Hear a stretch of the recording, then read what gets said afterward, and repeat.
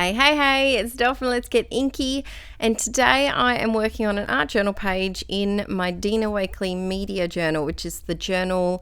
If you're one of my patrons, you would have seen me show it and go through what I liked about it, but it's got all different pages in it. It's got some hessian or burlap, whatever you may call it in your country, some canvas, some craft paper, and just white paper. But the white paper is different. I don't know if maybe the journal that I bought was extra lumpy, because I've seen other people's flip throughs and the white paper doesn't seem as lumpy on theirs, but my white paper feels like homemade paper, like a really textured surface, but it's very lumpy, and I do find it a bit difficult to work with, but I'm working through it, and I'm hoping to have this journal done by the end of June. We'll see how we go. So I've got this little plastic folder, and I use this to keep some magazine images in. I do have them sorted a little bit more over in my little drawers that I've got, if you've watched any of my craft room tours on my main channel, QUILL. But before I moved house, I cut out a whole heap of magazines and just put them all in the one container, just because it was easy and quick to do. So I'm going through and I'm trying to find some images. I had already slapped some blue paint on this page left over from another project, which is really handy. I can't stress enough, if you've ever got leftover paint on your paintbrush, open a different journal page and just slap it on, just pop some somewhere. I'm also using some serviettes or napkins, and I'm going to use those. They are brilliant for using in your journals, because the back, if you take off the backing piece, sorry about the focus here, if you take off the backing piece, the design kind of merges with the background. It's a really interesting effect. So I'm using some matte gel medium, and I did just speed up this part very fast because all I'm doing is sticking down a couple of pieces and putting on some black paint, and the lighting was being a bit funny. So I'm just using some magazine pages. This is probably from Frankie magazine, which is an Aussie magazine over here, and it's got beautiful paper. The paper's very matte and thick, and it's just really nice to work with. So I decide, when I start an art journal page, I honestly have no direction whatsoever, and it's nice because sometimes I feel like with my scrapbooking pages, they have to be not perfect, but they have to be presentable to show someone in the future, maybe. I feel with my art journal pages, I can really just slap stuff together. I know that sounds silly, but I can stick and plonk to its highest ability, and this page was definitely one that I did this. I think I filmed this at about 11 o'clock at night as well. So I've got no natural lighting, which is why the lighting's going a bit funny. And I had no plan other than I knew I wanted to do a girl of some kind and some collage, and that was it. So I'm just using the matte gel medium. I am going to do a mixed media, like 101 type thing in a few months' time. But matte gel medium, I use it as a glue. Because you can use it underneath pieces to glue it down, and then I always put it over the top, as you can see I'm doing here, just because it gives it a bit more security flattening down, but it also then gives the paper a coating so that if you add any ink or mist or stamping, the ink, the media won't be as soaked into the paper as it usually would. So that's a whole series of videos that I'll go heaps into depth in it. So stay tuned for that, probably in a few months' time. I've got my girl here, and I usually use an old gift card or credit card type card, and I use that to flatten out my image, but I couldn't find where I've put them. I haven't unpacked my craft room completely. I'm probably 2/3 of the way through, or maybe 3/5 of the way through, and I've unpacked, of course, all the things that I'm using all the time, but I haven't unpacked the miscellaneous boxes or anything that was in my Alex drawers. If you follow my main channel, Inkie Quill, and you've seen craft room tours before, there's a lot of precious crate paper and things in those drawers, and I still haven't unpacked them. So there's a lot of things that I still don't know where they are, but they'll turn up eventually. So those, all of the background pieces, the pink one, the black and white, and the blue and orange are from Frankie magazine, as are the flowers I'm sticking down now. And then the blue and the purple flowers, the bigger ones, are from my Inkie Quill Patreon, where you get free print, well, not free, you pay for a subscription and you get printables, downloadable printables every single month, as well as extra videos. If you're interested in that at all, the link's always in the description below.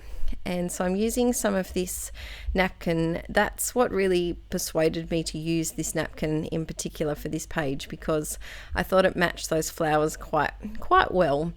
So I'm sticking it down, and I stick it down in a bit of a rectangular blob, which I don't like in the end. So I do then go back and add a little bit to it.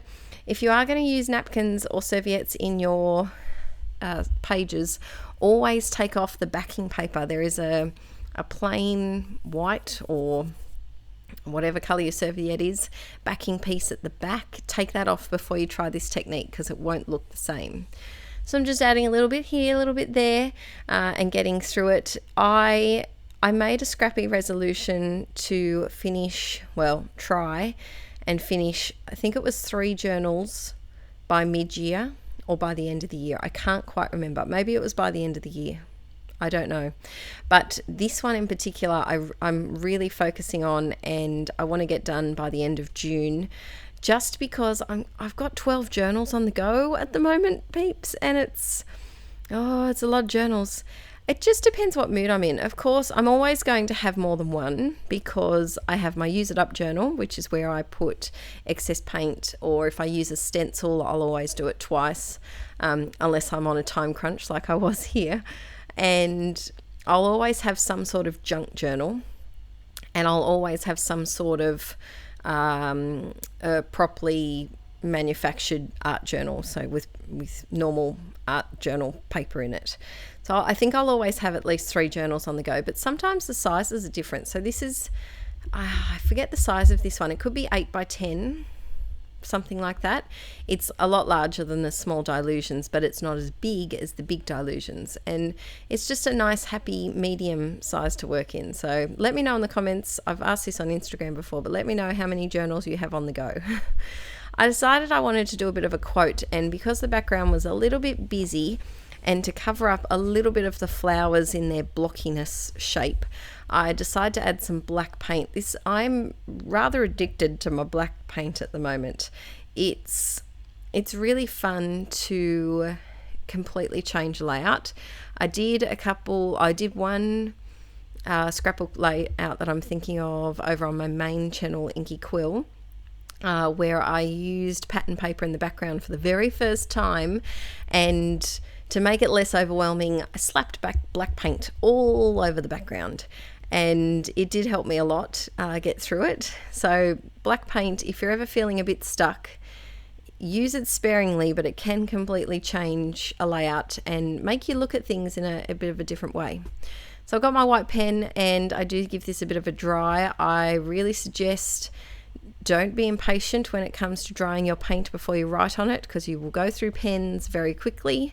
I do not practice what I preach. Trying to look out for you guys and to give you the best advice I can, but I was impatient because I knew that I've been doing a lot of my filming either at night or on weekends when Aaron's home, and he can look after the bub. And so I've been very impatient when it comes to wet paint. So I'm doing some scripty font. I'm using my Uniball Signo Broad, and it's my favorite white pen to write in. I find it smooth. I haven't really had many issues with it. Sometimes there's something gets stuck in the tip sometimes, but I find it a lot easier to work with than some of the paint pens on the market. Especially this Black Dilutions paint is very smooth, so it's very nice to write on. I decided in this black spot down here I needed another thing. I needed some sort of, I was just going to do some hearts, but I do decide to write a little quote down there, and I have sped this up a little bit faster than usual just because I'm only writing.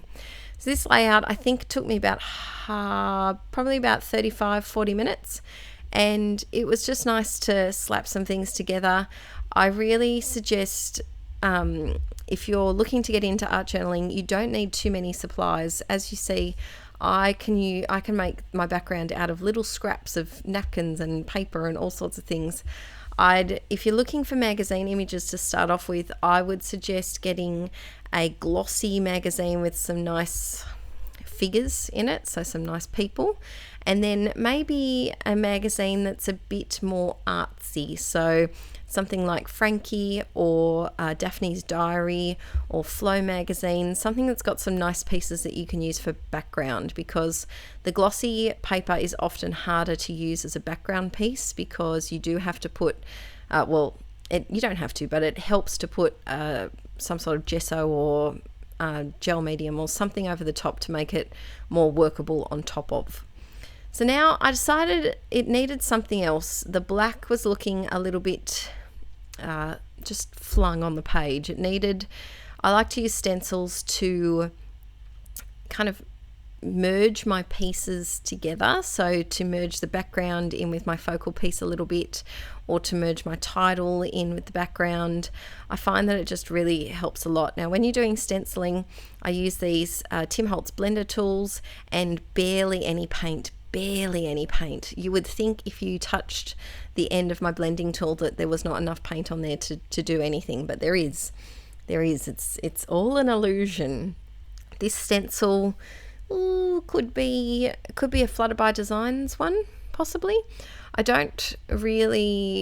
remove my stencils from my packaging and put them in a folder, but I wish stencils had names on them. It would, because I often can't remember. I only usually remember from the shape of the stencil, so I know the size and the shape of most companies that I generally buy from. So then I decide that the stenciling needs a little bit of extra something.